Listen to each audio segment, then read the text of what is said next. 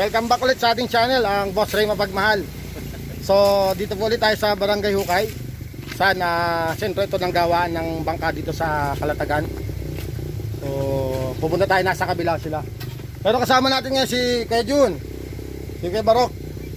Kasi may project sila dito eh. Dito tayo.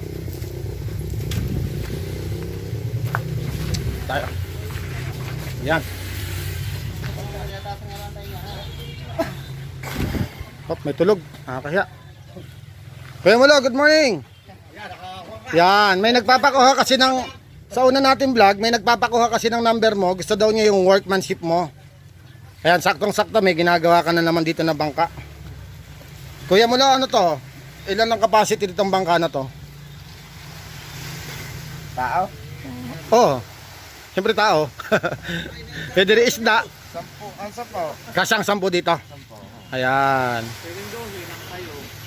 So malaki. Anong sukat ng kunito? Anong haba?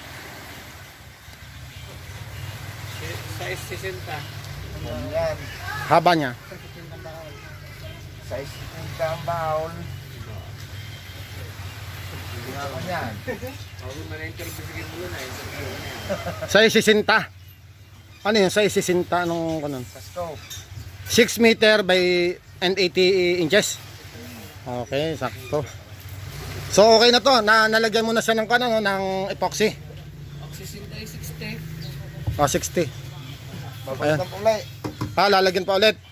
Okay. Para matibay. Okay. So tama-tama. Si Kuya po yung may-ari. Sir, kayo po yung may-ari ng bangka na, sir? Taga saan po kayo, sir? Taga Matabong kayo. Ayan, anong pangalan po niya? Wilfredo Argente. Ayun. Mangingisda rin po kayo doon? Bakit kayo po dito nagpagawa kay Kuya Mulo? Ay, medyo maganda yung mare. Saka matibay din po. Matibay din ho. Kaya kumusta naman po yung presyo? Ay, okay lang naman ho. Bagay hula naman sa ganda ho ng Sa quality po. quality. Andito rin po pala si Kuya Rick. Ayan po yung master natin dito. Kapatid po siya ni Kuya Mulo. Luluto. Ano ba niluluto mo, Kuya Rick? Ano ba yan? Tabayag. Tabayag ay upo. Upo. Ay, nagkatay sila ng tabayag. Oh, masarap yan. Kuya Rick, ano nga yung cellphone number mo? Para pag may nagtatanong kasi doon sa nakaraan natin vlog, gustong kahanin yung number ni Kuya Mulo. Ay, magkapatid po sila. Ayan po. Ito po yung kuya niya. May cellphone number si Kuya Rick. Anong number mo, Kuya Rick? Cellphone ka. Hanap na cellphone ko. Cellphone ko, nakuha mo. Ayun. So tama-tama po. Sakto po, may ginagawa rin dito si Kuya Rick. Tig-isa sila. Kuya Rick, mas maliit tatanong konti ito doon sa ginawa ko ni Kuya Mulo, no? Maliit yan, maliit. Anong sukat ng kunito, bangka na to? Dimension. Kuha siya. 22. Bale, 27. 28. Ano yung 27? Yung taas niya. Yung 27, Sige, ano mo, yung number ko wala. 27 inches. Tapos yung buka, 30. 38. 27 inches. Ang buka naman na to, 35. 35. 35. Okay. Yan, maganda. Ay, 36 pala nga. 36 yung pinakamaluwag niya. Yan. Tapos ang taas niya, Taas. Yun, 28. 28. Ang haba naman niya, mula dito sa kunihon. Ay, Sige, kahit hindi na natin sukatin. Alam ko, nasukat mo na yan dati. number ka. Ang haba nito, Kuya Rick. Kuya Rico. Pa-metro ito eh. Ilang metro? Kuan. 8. 8 meters by 28 by 36. Ayun, dimension. Bali, Kuya Rico, ilang araw mo nang ginagawa to? Nakita sa linggo. Mahigit sa linggo. Solo-solo ka rin dyan, ano? Ayan, may number ka, Kuya Rick, para pag may contact sa inyong dalawa ni Kuya Mulo. Ito po yung number nila. Ang presyohan naman ito, bigyan mo na lang kami ng range na lang, Kuya Rico, para alam ko maraming manonood at magtatanong sa mga subscribers saka sa mga nanonood. Magkano yung presyohan ng ganito? Range lang, range. Pag yung kompleto na siya, Oo. magkala lang kanila, Oo. inaabot ng 70,000 70. na. Pero ilan ang nito capacity? Ang tao. Oo. Kaya ito mga hanggang 7. Hanggang 7. Ito naman kay Kuya Kuan hanggang 10. Hanggang 10. Pero magkano naman ang presyohan nito? I-range lang din, range. Nandito yung may-ari eh. Kaya Buti ito mahigit 100. mahigit 100. Sa labor, Yung basta lang sa yan. kasama ng makina. Yun, kasama na yung makina. Pero malaki po kasi ito eh. Anong sukat nga po nito? Itong isang to. Ano sukat mo din? 32 ho. 30 ta? Ang taas, ang kuan ho naman ang lapad ng 43. Ayan, 32. Pati nga. Tama nga, yun 32. Tapos, ang lapad niya ay malaki ang buka. 43.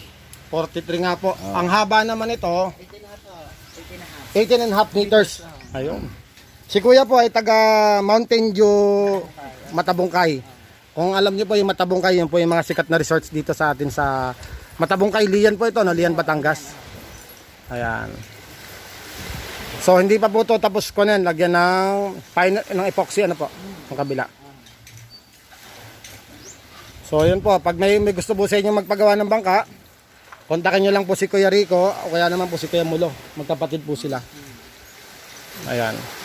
Ilan Kuya Rico, gano'ng katagal bago matapos to? 2 linggo. 2 linggo kaya na. Oo.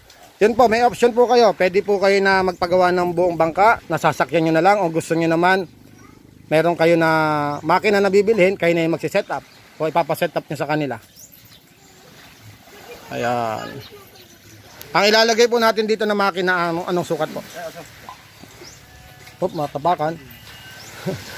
Anong makina po lalagay? Dito? Opo. Sumo, 15. Sumo na di 15. Pati dito po sa malaki, ganun din. Kaya na rin po. Ayun. Tapakan natin. Wala si Kimulo ha. Mamaya po, ipapakita natin yung kwan. Yung kanyang paggagawa. Yun, pagpahid ng epoxy. Maganda ito. Mga ilang araw na lang po matatapos na to, no? Kuya? Ito nga po pala, yung isa po dito, naghihintay siya, magpapagawa din siya ng kanyang bangka. Ito yung mga pangmaterialis kayo ng bangka, no? Ayan. Anong plywood to? Santa Clara na Marin. So, yun. Mamaya po, ipapakita natin kung paano gawin to ni Kuya Mulong. Kumakain lang siya eh. Ayun, oh.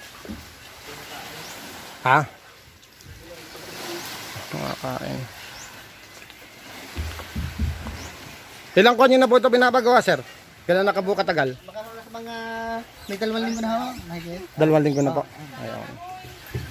Anong pangalan nga niyo po ulit? Nakalimutan ko. Wilfredo Argente ha. Ayun, si Sir Wilfredo Argente. Kayo po ay mangingisda. Mangisda din ho.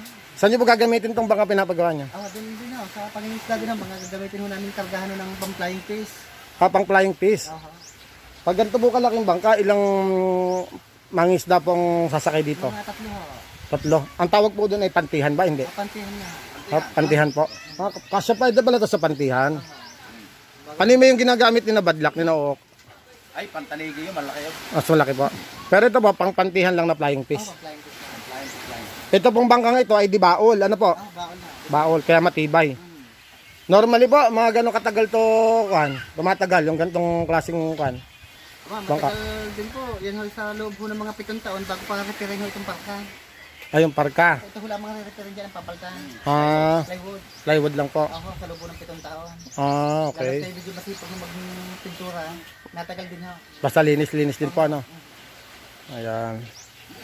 Perico, may tatanong ako sa inyo. Ilang taon ka nang gumagawa ng bangka? Naku, matagal na. Ilan nga? Hindi mabilang eh. Mga estimate mo, ilang taon ka na ngayon? 58. O, ilang taon ka na nagsimula? Mga 35. Kung 35 plus 58, ay di 22 years, 23 years na nagagawa ng bangka. Talagang sanay na ako yan, no? Ayan. Yung veterans na. Ilang beses na po kayo nakapagpagawa ng bangka sa kanila? Bali ho pa, 2 na po ito. Ibig sabihin po, ang ganito rin po kalaki pinagawa niyo. Ano kasi dito, Kuya Rico ang gumawa. Kasi Kuya Rico naman ang gumawa. Malakas siya rito. Pares naman po ang skill nilang magkapatid, magkuya, ano po? Si Kuya Mulo, sa'yo natuto rin magawa. Oo. Ayun, kay Kuya Rico. So yun lang po, sa lahat po ng gusto magpagawa, gusto mag-inquire, yan naman po, yung presyo na sinabi ni Kuya Rico ay pwede nyo pa pang pag-usapan yan. Depende po sa klase kung anong gusto nyong specs ng bangka. Kung gusto nyong may nakaset up na makina na, sasakyan nyo na lang. Pwede naman na kayo rin po yung bibili ng makina, sila yung magsiset up. Yan. Kahit anong klase pong bangka, ginagawa niya, kahit di palikpik ko yan. Oh. Oo, palikpik, pwede. Kung mas malaki pa po ditong bangka, kaya din. Kaya, kasi nung nakaraan po, gumawa sila dito ng mas malaki pang bangka eh. Pampasahero naman, o pampasyal ng mga guests natin. Bakit po doon sa inyo, sa Mountain Dew kuya, ay wala bang gawaan doon ng bangka sa liyan? Yung mga nagagawa din ho, ay madalang ho ba, yung akupado ho sila, at kaya, kumbaga sa kuwan ho at saka ho sa totoo ho lamang, iba pa rin ho yung quality ho ba dito ng, Ayun, yung gawa pong barangay hukay Kalatagan. na sa iba po parang gumawa dito. Matitibay po, ano? Pero ikaw, may din ano yung mga kahoy na to? Mga lawaan yan. Lawaan na pula o puti? Oo, puti, lawaan. Kaya mga pula. So mga good lumber po yan. Tapos, yung plywood niya, Santa Clara. Ayun. Epoxy, ginagamit nyo, ano? Oo. O kahit ano namang brand. Ayan, nandito na si Kuya Mulo. Ayan. Sila po yung magkapatid ni Kuya Rico. Kaya kung may gusto pong magpagawa ng bangka, ipa-plus ko po dito sa screen. Ayan, ayan po yung number po nila. Ayan. Kuya Mulo, hinahanap ka ng taga-Naik eh. Magpapagawa daw sa iyo eh. Kasi nakita nung una, gusto magpagawa, kinukuha yung number. So yun po, kung nakasubscribe siya, so mapapanood niya uli. So mamaya po, ipapakita po natin yung paano sila magpahid ng epoxy. Kasi ang napansin po nila dito, hindi daw po tinitipid yung epoxy. Kumbaga, yung parka, talagang lalagyan ng mainam na pahid ng epoxy. Ano, loob at labas. Balot ang ito. Tatay Hildo, kayo pa may ginagawa rin itong bangka, no? Meron. Ayan, si Tatay Hildo rin po, Bilyarin, ay nagagawa rin po ng bangka. Pwede pong makita yung bangka ninyo ngayon. Ayan. Dito lang po sa kabila. Dito po kasi sa Barangay Hukay, marami po ditong manggagawa ng bangka.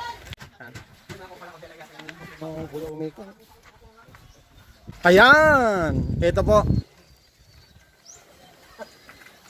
So, anong kan po nito? Anong ilang capacity po ang pwede sumakay dito? Tatay Hildo? Mga 8. 8. Ayun. Ilang araw niyo po itong ginawa? Mga 2 linggo mahigit daw. Pero solo-solo po kayo, no? Solo. Basta lahat po dito ng gawaan sa Barangay Hukay, solo-solo po sila per bangka. Ay, sa ate. Barangay Pakukak. Makakak. Anong sukat po nito? Anong sukat po ng parka? 20 inches. 20 inches. Ang buka po, Ang buka ay ito pong luwang, luwang 34. 34. Ayun. So, ang ilalagay po nyo ditong makina, yung luma nyo po dati. Oh, ere. Ayun. Pero, ay, naisalpak na. Ayan. Ayan. Pero ito po yung makina nyo dati pa. Oh, yan dati. So, pwede pa naman po siya. Oh, yan.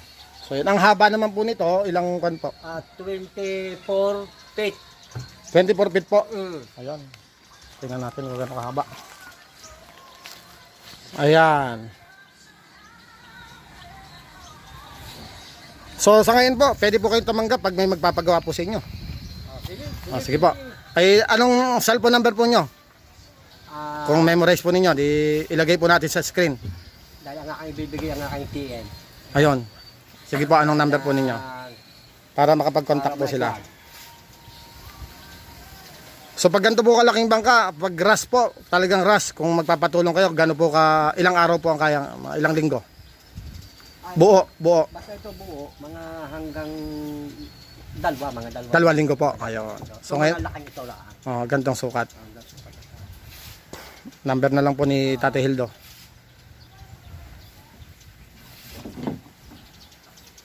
Are. 0906 Sige po. 0906 31. 0906 111. Sige po, patingin po. 0906 111. Okay. I-plus po natin dito. TM. Yo. 0906 111 3508. Ayun po. 0906 111 3508. So yun po, pag magpapagawa po kayo ng bangka, kontakin nyo lang po si Tatay Hildo sa ganun, sa number niyang yon. Dito lang po yan, sa Barangay Hukay, Kalatagan. Ilang taon na po kayong gumagawa, Tatay Hildo, ng bangka? Abay, matagal na rin, makala sa mga 20. 20 years na. So yun po talaga, mga espesyalista na po ito. Dati rin po mangingisda naman po talaga kayo, Tatay Hildo. Kayo po kapitan ng Payaw. Oo, Palawan. Ayun, kaya talagang kan po. So ito po ay pipinturahan na lang po, no? Pipinturahan na lang. Tapos katig na lang ay kakabit. Anong mga materyales po yung ginagamit? Lawaan. Lawaan din po. Lawaan. Tapos yung kanyang plywood, yung parka, Yung Santa Clara. Santa Clara din na. Santa Clara ngayon ginagamit ng pambangka. So yan. Pero lahat po ng klase ng bangka, gumagawa po kayo. Yung mga palikpik, hindi yan, mga kanya. Yung bangkaan po. Baka Maliliit. rin. Pero ito may bangkang dibaol, ano po? Di ba ulit ito? Ito ba yung sarili po ninyo? Sarili. Pero kung ibebenta po, pwede nyo rin po ito ibenta kung may buyer po. Pwede rin. Ayun, mag-uusapan na lang po yung presyo. Kontakin nyo na lang po si Tate Hildo sa number niya. Maganda po ito, may makina na, kakabitan na lang to ng katig. Tapos pintura na lang. Papalutangin na rin po ito. Kaganan ha ba? Magkano ba? Kaganan ha. Mabilis yan. Kaya. Maganda rin ho ba ang kabuhayan ng pangingisda? Okay din naman po. Saka kasi patuloy naman sa panho, pang araw-araw. Sa po kahit ngayong lockdown eh, walang kuan, dire-diretso po. Po tayo epekto, gawa po ng hindi po hinaharangan po ang ang hindi na ilalakdaw ng dagat. Tama nga naman. Gumagawa naman ng sagwan. Ayan o, magandang sagwan. May design pa. Maganda ang dulo yung igay. Ano na. Ito na, papanda rin na.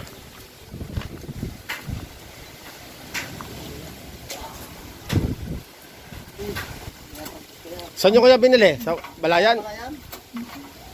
Kung kayo bibili siguro sa Raon, mas mura. Malayo, may service lang na kailangan. Ang siguro pag mura ko, kung marami ang bibili. Oo. Pero pag isa din lang, baka mataas din. At saka sa lukas pa kayo.